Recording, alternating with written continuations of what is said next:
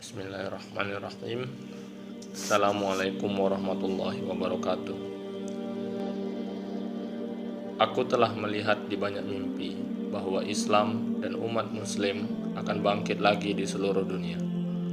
Jika aku menggabungkan beberapa bagian dari mimpi baru dan lama, sebuah urutan kejadian terbentuk, dan banyak hal yang akan terjadi menjadi jelas.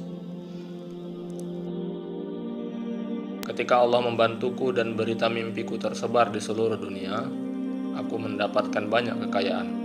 Aku tidak ingat berapa tepatnya, tapi perlahan jumlahnya menjadi miliaran dolar. Kemudian aku berpikir, apa gunanya semua kekayaan yang ada padaku ini? Aku pun mendistribusikan kekayaan ini kepada rakyat Pakistan. Nabi Muhammad SAW melihat semua ini dan menyukai kebiasaanku ini. Qasim menghabiskan kekayaan ini di jalan Allah, bukan menggunakan kekayaan ini untuk menjalani kehidupan yang mewah. Karena itu Nabi Muhammad SAW meminta Allah untuk menjadikan Qasim pemimpin Pakistan. Dan Allah mengatakan bahwa memang itu yang akan terjadi.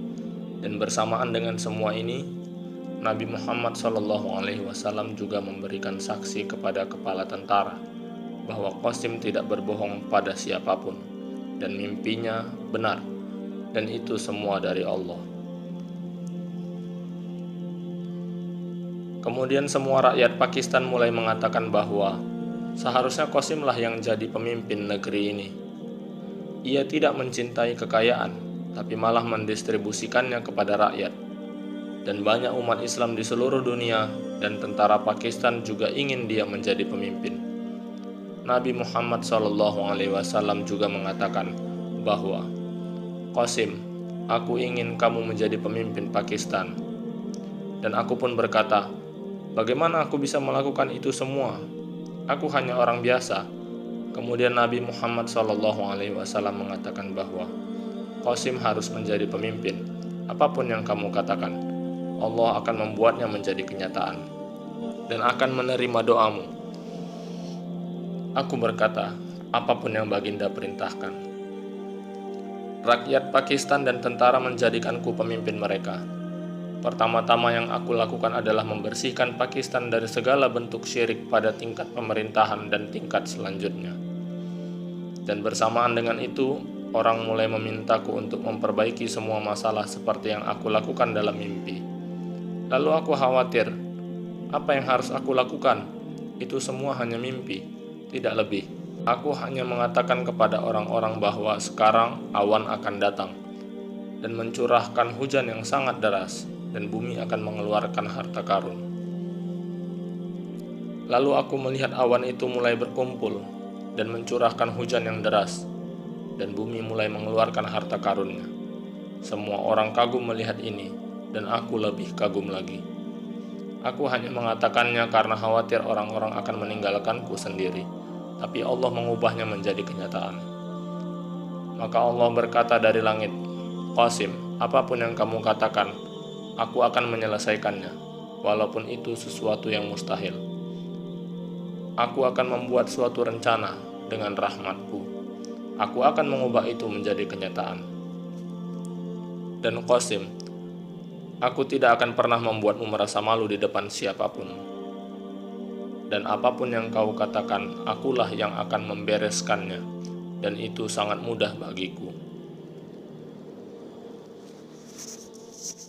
Aku katakan kepada manusia bahwa Allah bersama kita, dan Dia akan membantu kita dari tempat yang tidak terlihat. Maka mari kita ungguli orang-orang barat di setiap bidang, dengan rahmat dan pertolongan dari Allah. Allah akan membuat kita sangat cerdas dan membebaskan kita dari kekejian dan kejahatan. Kemudian aku membersihkan seluruh Pakistan dari segala bentuk syirik. Dan kemudian aku memberitahu orang-orang bahwa Allah dan Nabi Muhammad SAW telah menunjukkan kepadaku jalan yang benar melalui mimpi, sehingga Anda semua harus mengikuti jalan itu. Kemudian aku menghapuskan semua sekte dalam Islam, dan bersatulah mereka menjadi satu bangsa Muslim. Idul Fitri terjadi pada satu hari yang sama, dan azan juga mulai dikumandangkan pada satu waktu yang tetap.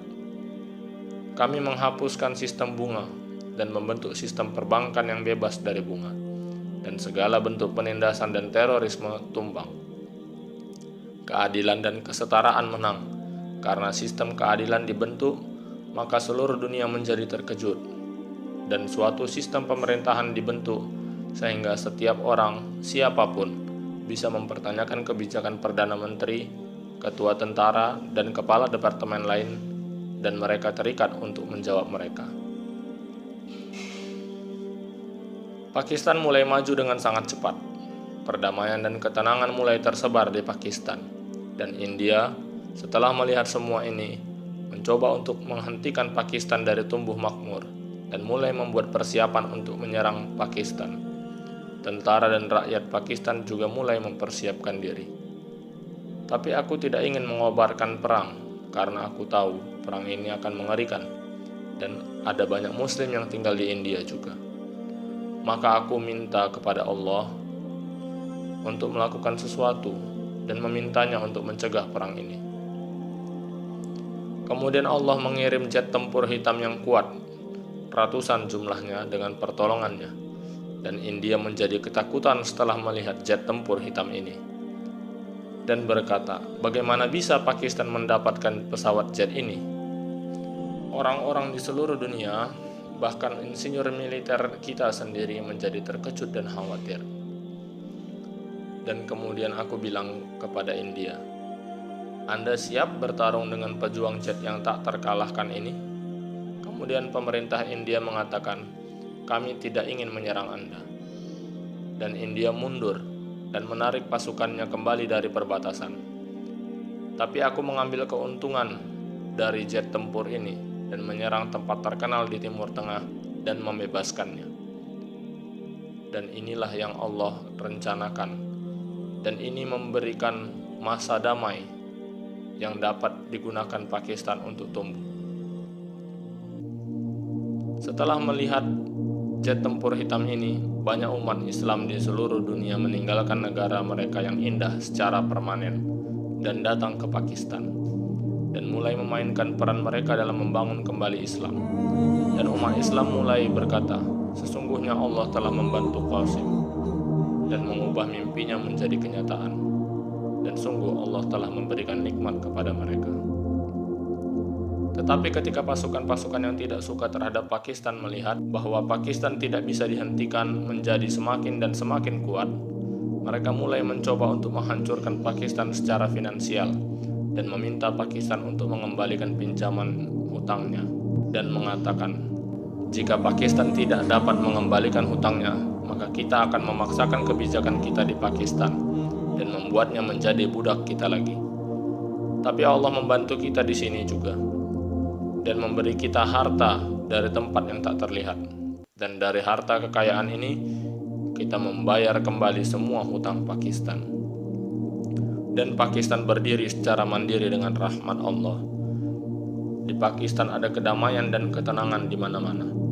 Ada berkah dan karunia Allah, dan Allah membersihkan Pakistan dari kekejian dan maksiat. Banyak non-muslim juga mulai datang dan tinggal di Pakistan. Kami memberikan hak yang sama untuk semua, dan kami tidak membeda-bedakan siapapun di Pakistan.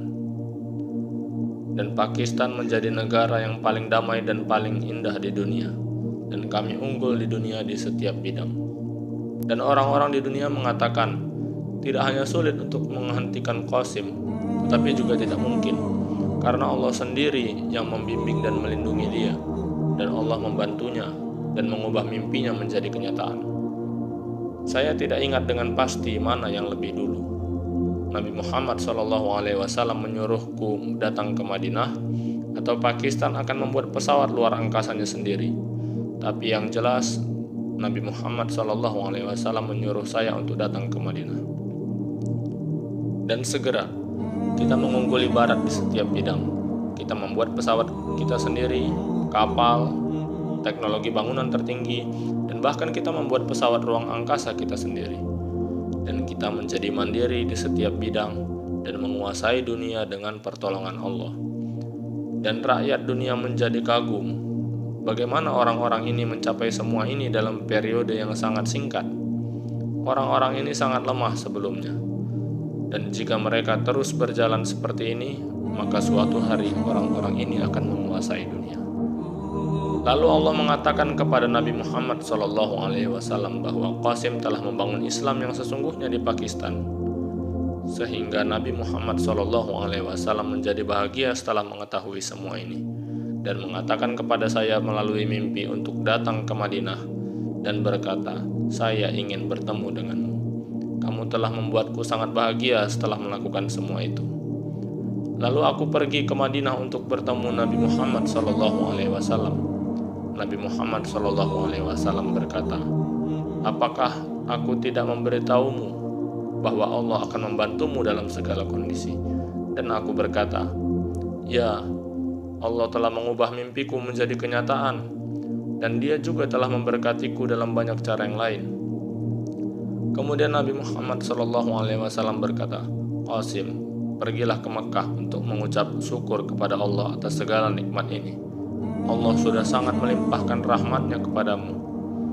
Dan ya, setelah itu, kamu harus membantu umatku, dan kamu harus mengembalikan Islamku yang sebenarnya di seluruh dunia.